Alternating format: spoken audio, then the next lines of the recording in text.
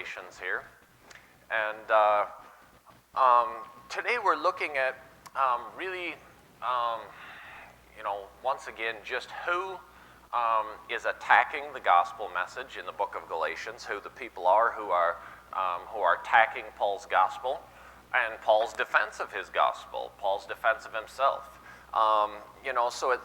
When someone wants to attack Paul, or when someone wants to attack anyone, there's two things that they need to accomplish essentially, or what they want to do, is they attack his credibility. That's the first thing you want to run down, is you want to run down their credibility. And secondly, they try and humanize his message. They say, this is not of God, this is not of God, this is not of God.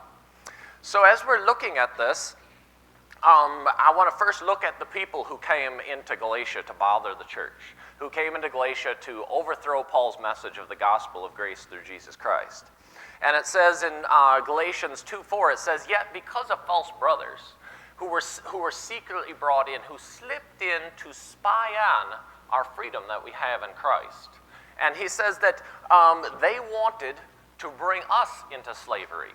He says that these people came and they snuck in and they wanted to overthrow the message of grace of Jesus Christ. And they wanted to bring them into slavery. They wanted to bring them under the rules and ordinances that they believed were right. And they wanted to overthrow this message of grace. And in Galatians 2:12, it says, "Before certain men came from James."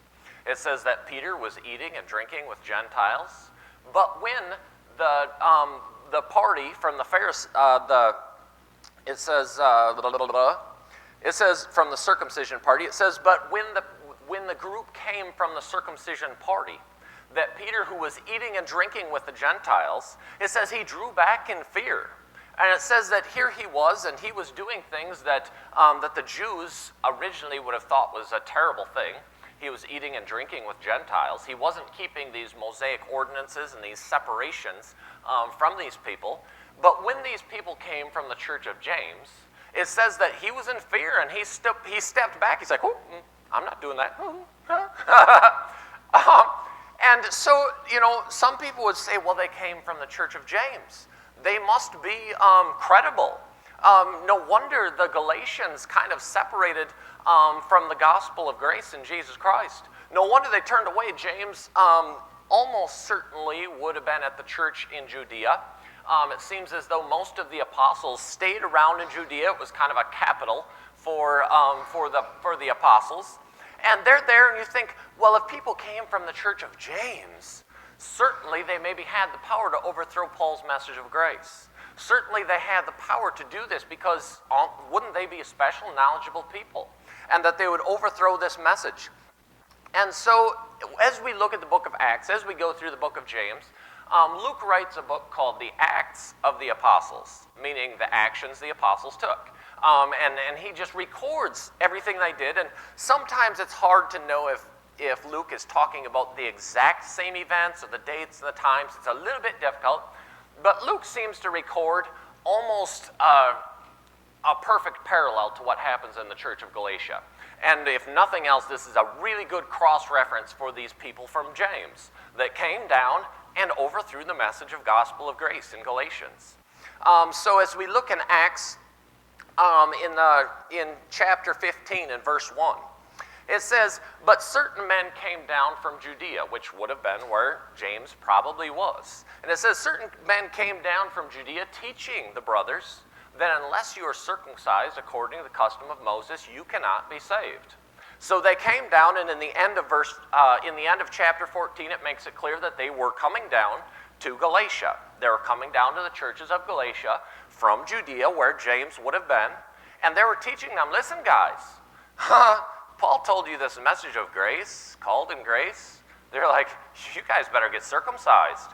You guys better get on the ball. You guys," and Paul will make it clear later in this letter that to be circumcised means that you're accepting all of the Mosaic rituals.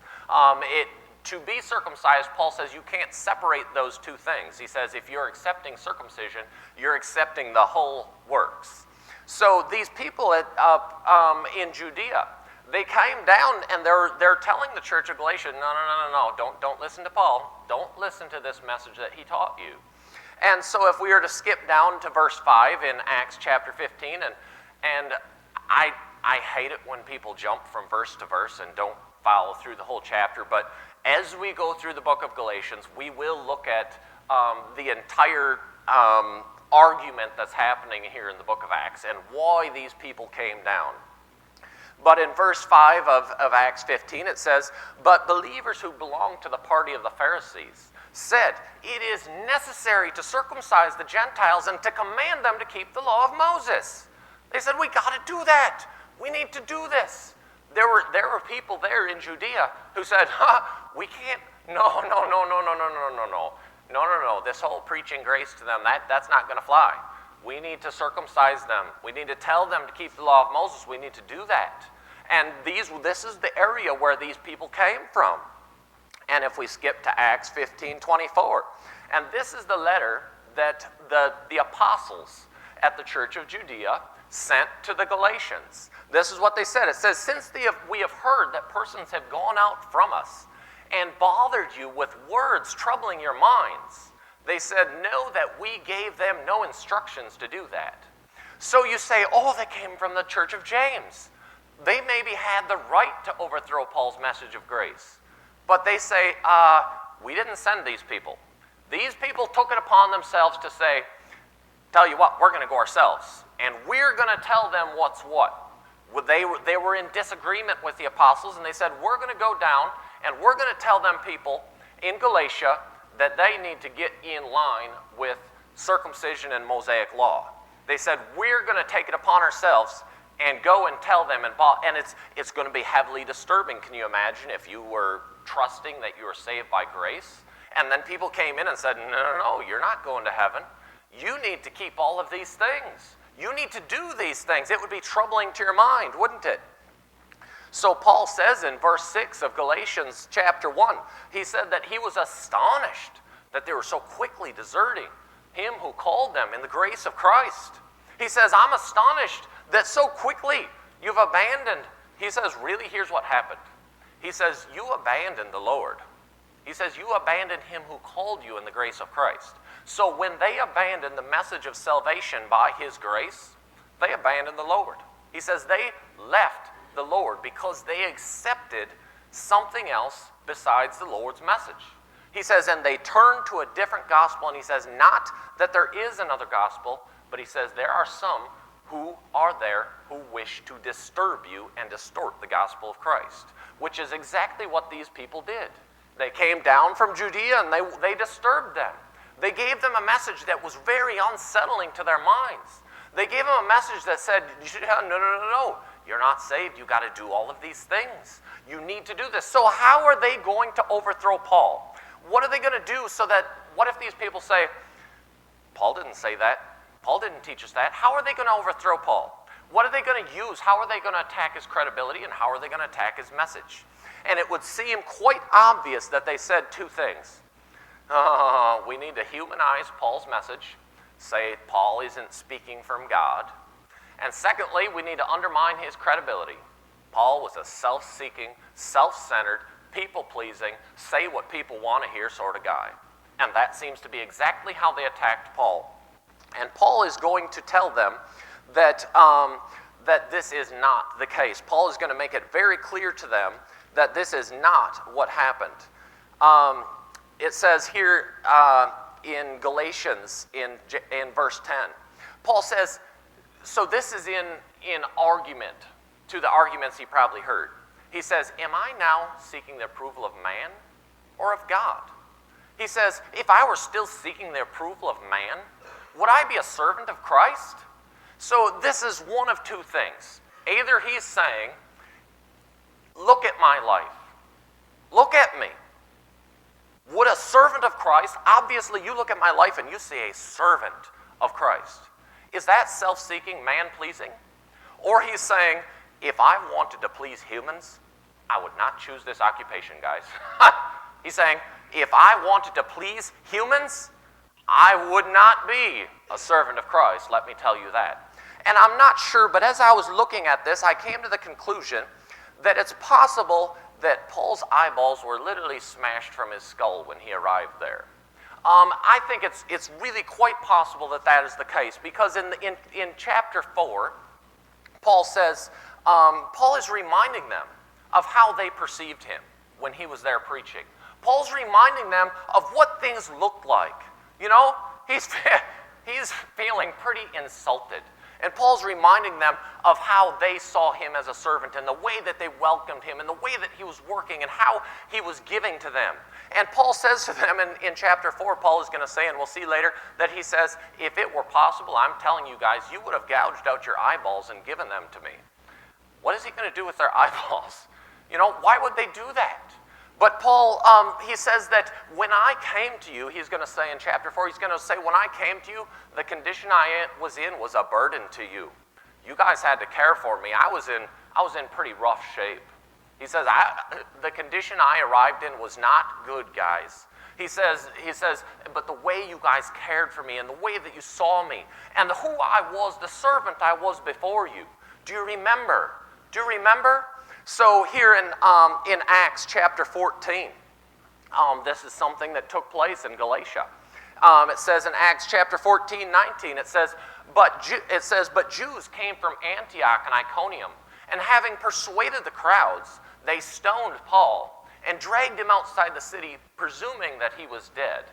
They stoned Paul until he looked dead, and I've read some things in the past about stoning in these times, and I don't know if I usually try to trust the Bible more than history, but this makes good sense to me, that they usually chose big, sharp stones and smashed their face in to end the job. I mean, that's how you make sure they're dead. I mean, it's yuck.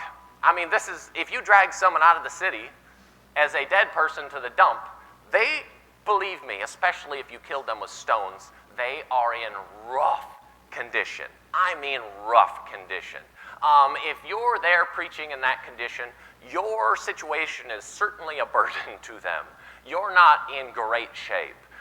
So he says here in verse 20 of Acts 14, he says that they dragged him out, assuming he was dead, and it says, but when the disciples gathered around him, he rose up and went into the city. And the next day, he went into Derbe and preached the gospel to them. And it says that after he had preached the gospel and made many disciples, he went on again to Lystra and Iconium and Antioch. So here he is preaching, and probably his condition was rough, guys. I mean, probably he went with Barnabas almost being carried. He says he was probably like, Barnabas, tell them that, you know, I mean, and here they are. Paul is like, wait a minute, back up, guys. You remember good old self-seeking Paul, people-pleasing Paul. Say what the people want to hear, Paul. Paul, who's just out to just make people like him, you know, that Paul who just says what makes everybody happy so that he doesn't get in trouble, you know, Paul who's just, just out to please himself. That Paul says, wait a minute, let's rewind a minute. Paul says, can I confirm to you my gospel based on who I am? He says, would a servant of Christ, someone who comes to you in this condition, is this a people-pleasing person? Is this an occupation of self-centeredness? He says, rewind and ask yourself the question, because he can prove the truth of his gospel by the way he lived his life. He says, I can prove it to you. I can show you that my gospel is real and correct. You can trust the message because you know who I was when I was there. And he says here, he continues in chapter 6 in verse 12. Paul says this in Galatians. Paul says this. He says, you know what? He says, it's those who want to force you to be circumcised, to make a good showing in the flesh. He says, in order to escape what? The persecution of the cross of Christ. He says, you know who's a people-pleasing people? He says, you know why they want to tell you, keep these Mosaic rituals?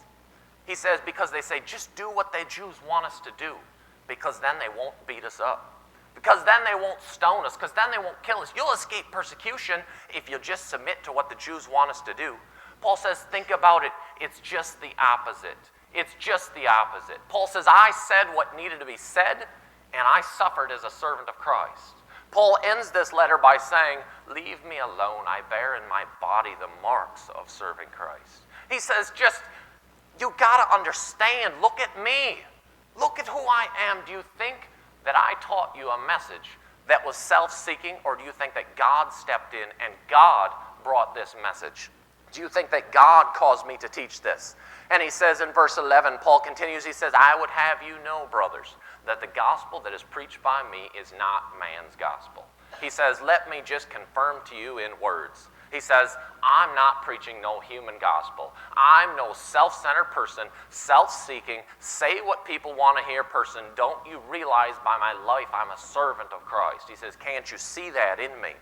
And Paul started off this letter by saying he's Paul, an apostle, not from men, not through men, but through Jesus Christ and God the Father who raised him from the dead. He says, this is who I am and this is who I came from. And he continues in verse 12, he says, I did not receive my gospel from any man, nor was I taught it. I received it through a revelation of Jesus Christ. He says, don't believe them. He says, can I found where I'm coming from on my life? Can you look at my life and say, you know what, that's true. That's somebody who tells us what needs to be said and suffers the consequences. Can you see that they're lying to you? Can you see their lies? They tell you that I'm a self-seeking person who says what men want to hear. He says, this is man's gospel, and you can know it. You can see it in my life. You can prove it by the circumstances that happened. And he says, you can know it. You can know that I preach the gospel that came from God and not from any human being. You know, you remember we looked at how Paul was appointed by God when he was on the road to Damascus, and the Lord appeared to him in blazing light. And Jeremiah said in Jeremiah 23 that to be chosen by God, to have your message from God would require what? He said to see the Lord before you, to be chosen by him, and to hear him speaking to you. And then God sent Paul to meet with Ananias in Damascus. And I just want to look lastly at what Ananias said to Paul when Paul arrived to speak with him.